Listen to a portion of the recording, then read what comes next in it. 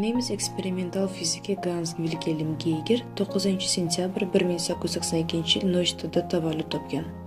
Alfa zarralari va boshqa yonlashtiruvchi nurlanish detektorini birinchi bo'lib yaratgan nemis fiziki. 1908-yilda Geiger hisoblagichni ixtiro etadi.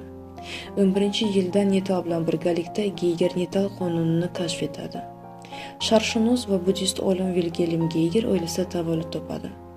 1906-yilda Erlangen universitetida doktorlik darajasini olgan Geiger tez orada Manchester universitetida ishlay boshlaydi.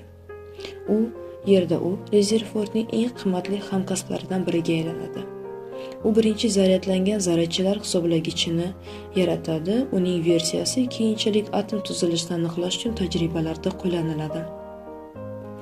Germaniya Milliy fan va texnologiya institutiga ko'chib o'tib, atom tuzilishini o'rganishda davom etadi.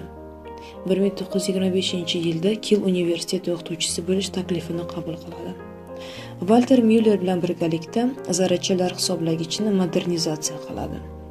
1936-yilda u Berlin texnika universitetiga ishga kiradi va u yerda o'limgacha kosmik nurlar, yadro bo'linishi va sun'iy nurlanish bo'yicha tadqiqotlarni davom ettiradi. 1970-yilda Xalqaro astronomiya ittifoqi Oyning narigi tomondagi krateriga Gans Geiger nomi beriladi.